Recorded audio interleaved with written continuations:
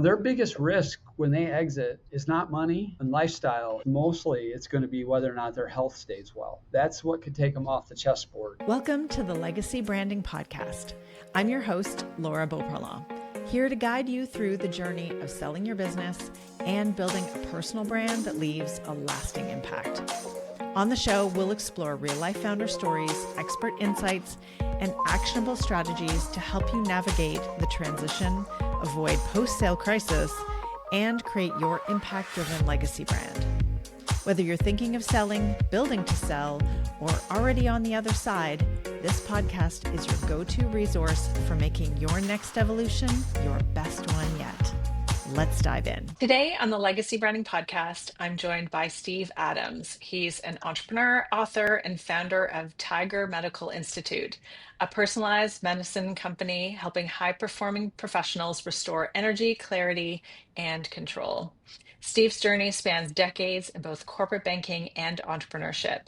And after building and exiting multiple successful ventures, he turned his focus to health optimization, especially for founders over 45 navigating transition or preparing for exit. His work helps leaders reclaim vitality so they can lead with purpose into their next chapter. He's also a published author and the founder of a nonprofit supporting entrepreneurship in developing countries. Steve, welcome to the show. Thank you so much. When you say decades, Laura, that means I'm old. Well, that's just your season. You bring experience to the table. And I think there's also a lot that comes with that, the wisdom and the knowledge and the things that you can share. Yeah, it was funny. I was talking to a guy today, and when we're in our 30s, if you were to see it on a piece of paper, we make a million little turns and turns and turns because we can just do things out of sheer raw energy and willpower. And when we get older, we can just cut right to the front of the line because we have all that synthesized knowledge, and we need it because we don't have the energy anymore to do that. That's true. I think we have to be a little bit more discerning and strategic as we get older. Yeah. So I'd love to know what inspired you to launch Tiger Medical. I know we had such a great chat when we first connected. I was like, oh, I'm so excited for this conversation. So can you share, was there a personal wake-up call that led you to really focus on this? Yeah, there was. I had basically a high pressure type role my whole life. I started working at like 9 years old, mowed 5 or 6 lawns until I was like 14. Then I worked in an apple orchard in Michigan where I grew up. And then I was a janitor at a high school all through high school while playing 3 sports and going to school. My kids laugh like, how did you do all that, Dad? Then went into college. I had a scholarship to play football. So that was a full-time job on top of going to school. So literally since I've been 9 years old, I've just been going hard. When I got into my early 50s, one of the concerns I had is everybody in my dad's side of the family passed away before age 60, cardiovascular and cancer. I was losing energy really fast. I told people I felt like I was going down a railroad track on my one foot on each track and gradually getting wider and wider, and I was just trying to hang on. That was kind of like the metaphor I was using. At that point, our retail chain of pet superstores had grown to the point where I was traveling 130 nights a year to visit all of the markets around the country and invest in our teams as CEO. And I just hit a wall. I couldn't sleep anymore. I slept for 2 hours a night for about 5 years. Oh, wow. I was in bed, but I didn't sleep. I had severe acid reflux. I had pain throughout my body, a lot of anxiety and fear. And what I learned later was it was all connected. And the problem was I wasn't classified as having a disease. I wasn't technically sick. And my best friend is a physician, my general practitioner physician. And he said, Steve, we operate in a model of medicine that is sick care. You have to be sick or else I can't treat you. That doesn't make it bad, Laura. And that's the thing I want to make sure people hear. They do great work. But for people who are getting toward the middle of life and they're just not functioning at a level that they're accustomed to and everything is harder, it's going to be hard to find an answer in that world because you're technically not sick yet. But the last thing I want to do is wait around until I got sick so I could get help, right? I mean, you don't think that way if you build companies or any kind of vision. So I ultimately decided to go to my partners and exit the company on that company. I found a naturopathic MD on the West Coast who had a different model that just blew me away. And he talked about doing medicine from a cellular level. He had this acronym, and I have to look at my notes because it was so good. It was provide, protect, and promote. And the idea was provide your cells the fuel they need, protect them by removing toxins and things or neutralize things that damage your cells, and then promote an environment around them that fosters very good health. He said the idea here is if your cells are happy, that was the word he used, and healthy, your tissues are. And if your tissues are, your organs are. And if your organs are, your whole body is. And so he said, any approach that doesn't involve going to that level is going to leave a person in your situation wanting. You're not going to be satisfied. So in 2018, I went through a process for a year with him, and the contrast was stunning. My primary said, your labs look fine. You're okay. Just rest more. The generic stuff. Yeah, classic. He's a great guy. He's well intended. Dr. McNamee said to me, you have like 35 things wrong with you. You have systemic inflammation that is off the chart. You have a genetic marker that doesn't metabolize starch. You're short on this enzyme in your stomach, digestive aid. Your microbiome is in what's called dysbiosis. You have both minerals and mold toxin burden, pre-diabetic, and you've got inflammation pathway genetic markers that are the worst I've seen, and your sleep score genetically is a D. Out of D is the worst. So he goes, I'm just getting started. But he goes, the good news is every single thing that I just told you, we can reverse it. I went through that process with him. It took a year to get the first wave of feeling much better, but it took 3 or 4 years really of staying with it. And now it's 8 years later. I have my energy levels are like when I was in my 30s. My markers are better than I was when I was 40. My primary even confirms that. But the big thing is that one of the challenges that we face in the West primarily is our lifespan is 77 to 80 years, but our health span is only 66. So between 11 and 13 years, people are sick before they die. And the whole vision I had and what Matt has done for me, Laura, is he's compressed that and given me more health span years. I'm not telling people we're going to get them to 156 like David Asprey wants to do or 180. What we want to do is help people have really good health for as long as possible before whatever event happens and they die. That's how I got into it. So when he brought me through that, it was like, I don't need money. I want to bring this to the world. And I realized other people are doing it, but what we've done is we've dialed it in for a busy person, 100% virtual in a way that they can do it. I love it. That idea of lifespan or health span, Yeah, yeah, it's so key because who wants to live a long time, but the last 20 years or 12 years or whatever it is, you're not well? Like, that's not right. something that I would aspire to. It's not. My inspiration also is my father. He is 84 and he got chronically ill at age 53 and he's been sick for what is that? 31 years he's been sick. Oh, wow. He can't do a lot of things. He's got a great attitude. I love the guy. He's such a great mindset guy, but he said, I've been sick for 31 years and I've not been able to do the things I wanted to do in retirement because of that. And that's been partly my inspiration is I wanted to change the narrative. I still have the same genetics he does, but my genes are not expressing the ways his did because I changed what went inside me. And everybody else that's listening to this, whether you work with me, or my company, or somebody else, you have the power, you have the empowerment to do that yourself. Yeah. And I think you said it that you've now, I believe, outlived the male relatives on your side of the family. Right? Yeah. And most all of them were dead. Well, all of them except my dad. He was a family of 6 kids. Died 46 to 55. So that's a testament to the work that you've done and the work that you now do for others. It is. And some of the downline things are I have a grandson who's almost 3 and a granddaughter who's like 4 months old, 3 months old.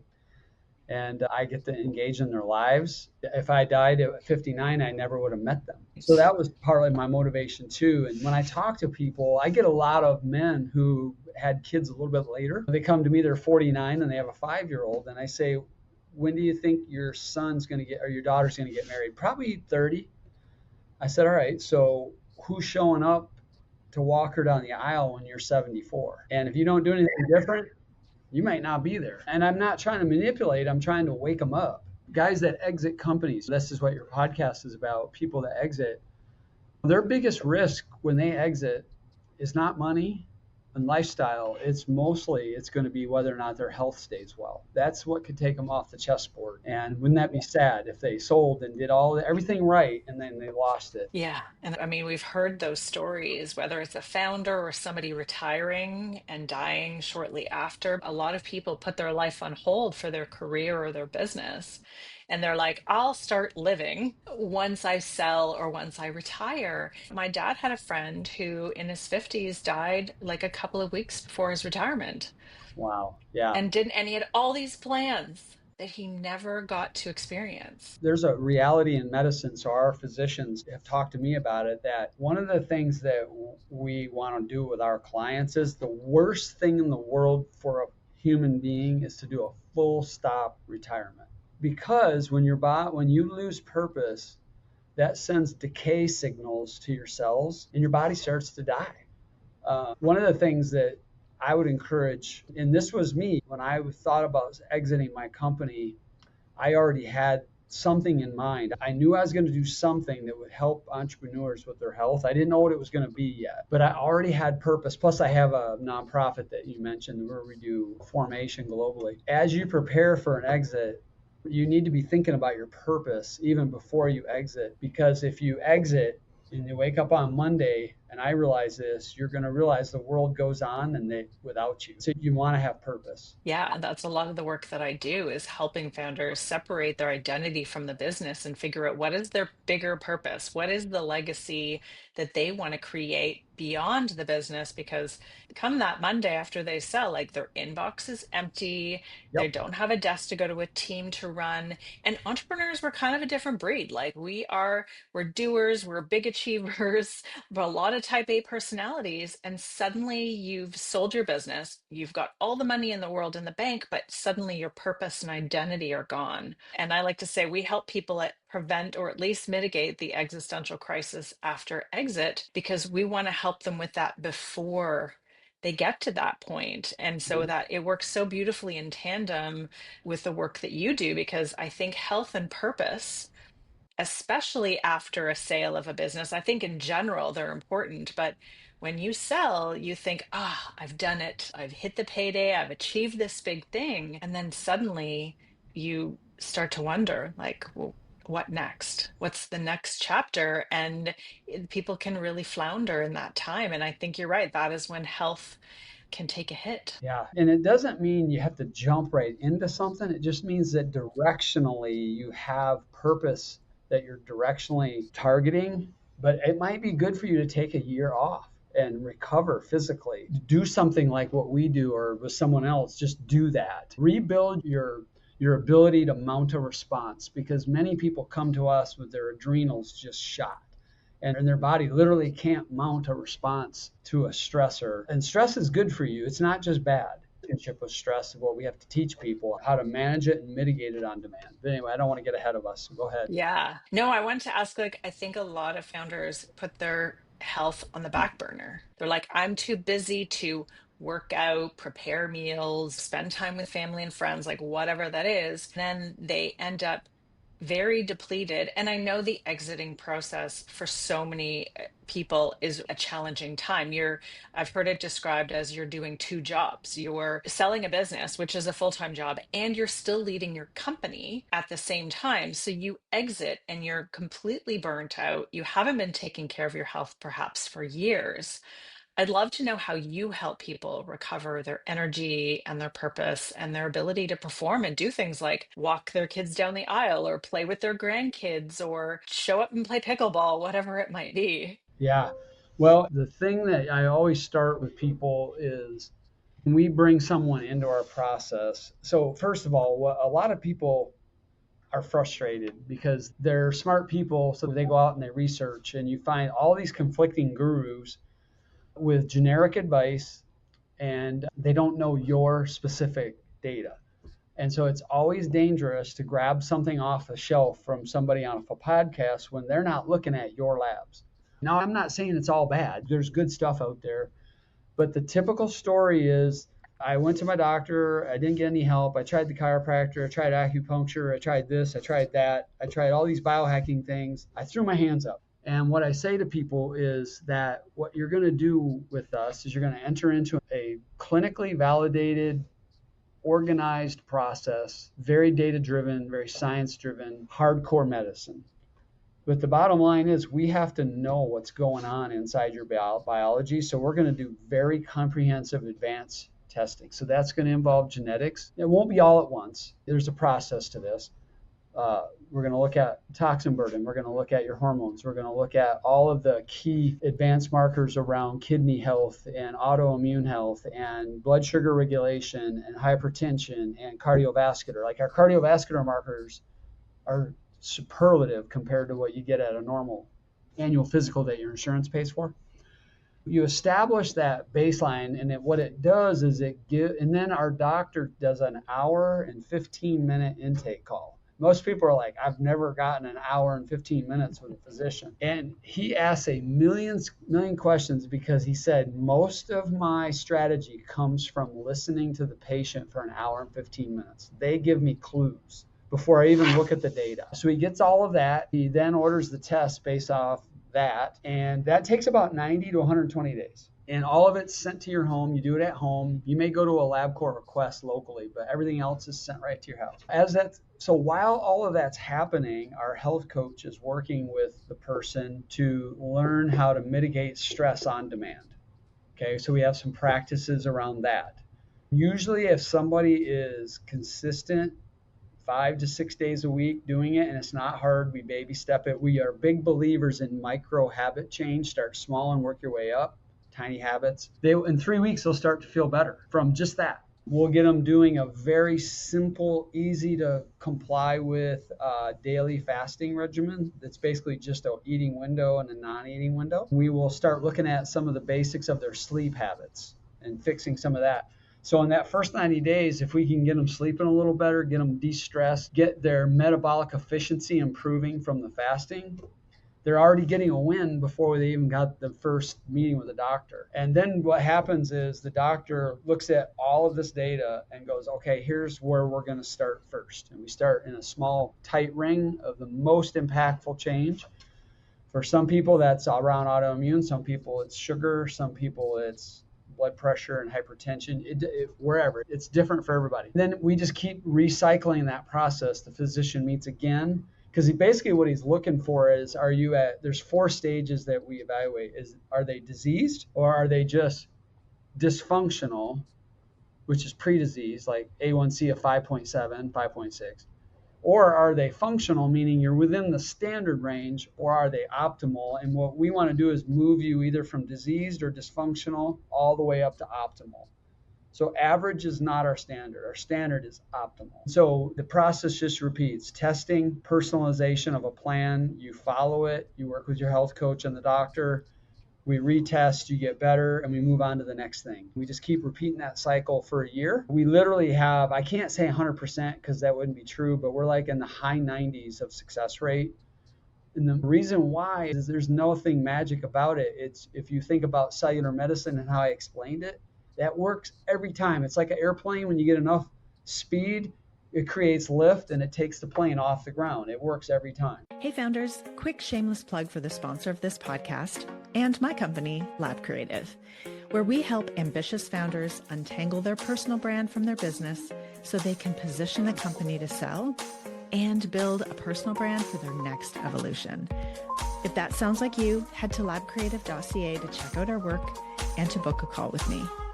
Or if you want to just dip your toe in first, grab a copy of the Founders Brand Playbook. It's our free step-by-step guide to building a brand that attracts premium buyers and creates opportunities for you post-sale.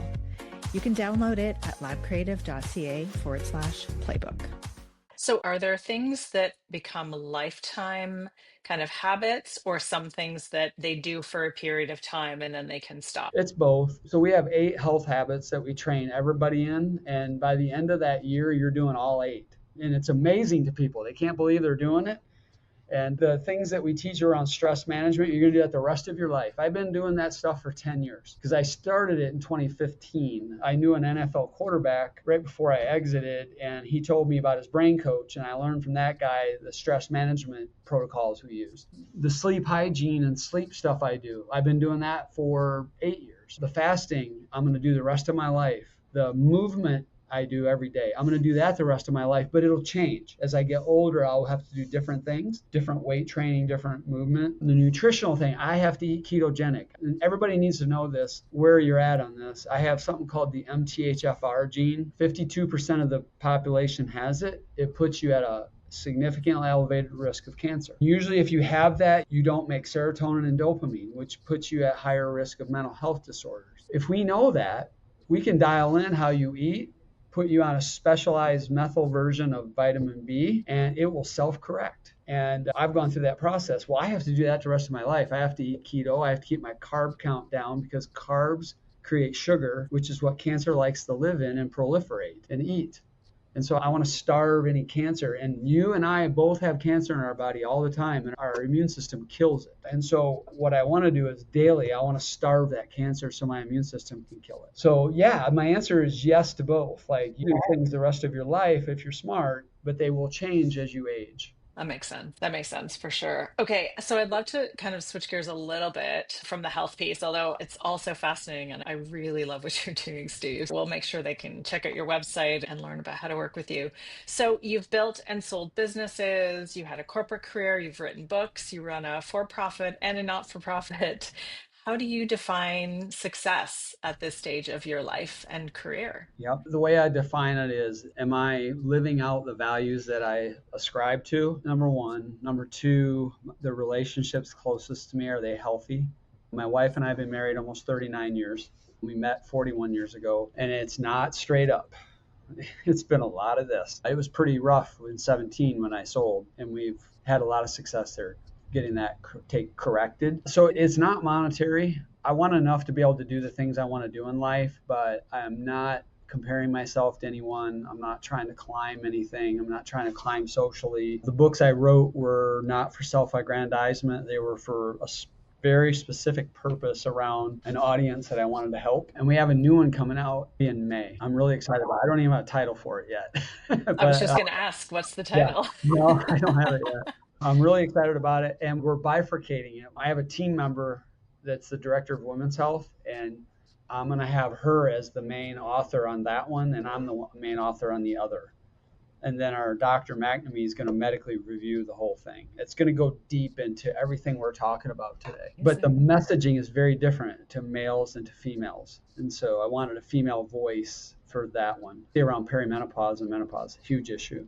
Yeah, it's very important. Yeah, women are being gaslit on it and all this. But anyway, it's around, am I living according to my values? Are my relationships good? Am I stewarding the resources that I have well? Modeling for my kids how to live with wealth and properly, and just how to work well. And also, just, am I finishing well? I look at my grandkids and go, what are they going to remember?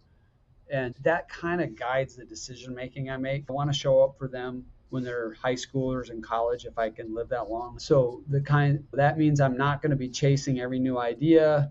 I'm going to stay married to the same woman. I'm not going to have the fanciest car, because what values am I trying to pass on to them? So I think that's how I would define it. I love it. And this is called the Legacy Branding Podcast. And I always ask the question, what does legacy mean to you? But I feel like you've already you've touched on it. So is there anything else you would add to what is the legacy that you're creating? Well, I would call it a calling to entrepreneurship and to help entrepreneurs. And so everything that I'm doing now, so I have an organic grocery store and restaurant in Florida. We have the Simple Health and the Tiger Medical businesses. And so everything I'm doing, and then International Business's mission is about helping people in developing nations that live in oppressive regimes or they're poverty stricken, empower them in their own business. It's all about human flourishing. I just want, when I'm done and I'm laying in my bed and I'm going bye-bye, can I say I lived according to that calling? That's the legacy I want. Human flourishing. Oh, that is beautiful. Yeah, well, it's not original to me. I just hijacked it. I loved it because it's more than just money. It's they're flourishing. They're literally thriving in every aspect of their life, and that includes health. That includes money. That includes work. I believe God ordained work and it's intrinsically valuable. There's nothing bad about it. And we're made to do it. We're not made to sit around and talk about lunch plans and hit a, No. I mean, it's okay to do it, but Yeah. so And I think relationships too, they need to flourish. I think as humans, our relationships are so essential they are. and Yeah. the health of them and to have them flourishing, whether it's your marriage or friendships, family, in whatever shape that takes. Yeah. It's not that they're all straight up. It's can you work through them instead of quit on them? Because we live in an era where people just quit on stuff. They don't stick it out. Yeah, I think it is important that we continue to grow and learn and see what are the lessons in every experience, whether it's exiting your business, a health scare, a relationship breakdown. It's actually in our power to change that narrative and to not dwell on it and feel sorry for yourself, but go, okay, what am I going to do now? What am I going to do next to change where I am? Yeah. And it starts with us, you. 100%. Yeah. You can't change the other. You got to change you first. Absolutely. So I've loved this conversation. I would love for you to share how people can connect with you, learn more about working with you, your various Yep. businesses, and Yep. just connect with you, whether it's on social. What's the best way?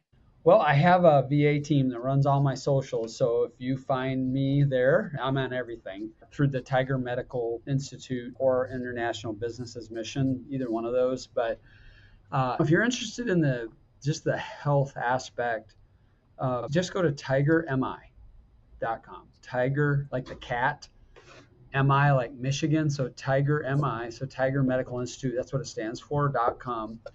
And what you're going to see when you get there, I'll double check just to make sure I'm right, because sometimes they change stuff and don't tell me. What you want to do is it basically, other than wanting your email, you can ignore that, but it just, the headline is your health holding you back? Find out before it's too late. And basically, you can click on this button that says Get My Health Insights, and you can buy a test that's HSA approved and all of that. I think it's $500 and it'll be a comprehensive blood test. I'm always hesitant to just let somebody jump into our full 1 year program. I really would like for them to get a test, show me that they'll get out of their office and go somewhere and do the work and do the test. Meet with me. I've been trained by the doctors. I can go through the labs with them. And now I'm actually showing them real data that we're going to use to help them get better. And I can make it real clear to them, this is exactly how we're going to help you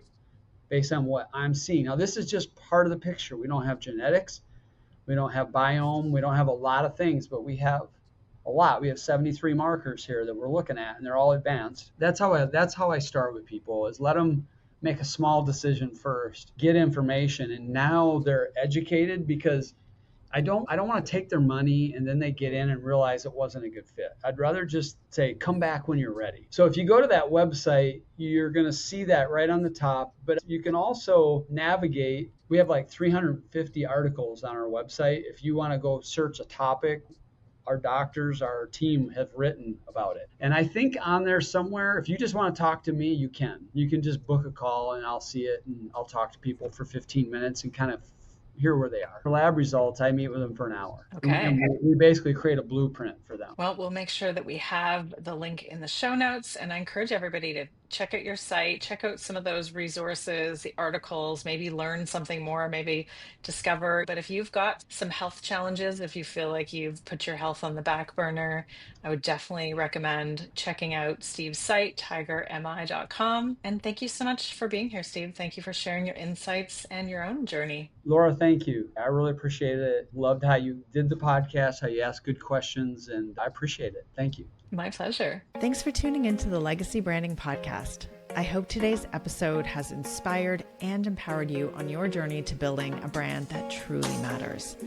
If you enjoyed today's show, please subscribe, leave a review, and share it with other founders who you think would benefit from listening. And if you're ready to take the next step in building your legacy brand, visit our website, labcreative.ca, to learn more and book a call. Don't forget to join us next time for more conversations that will help you navigate your transition and create your legacy. Until then, I'm Laura Beauparlant.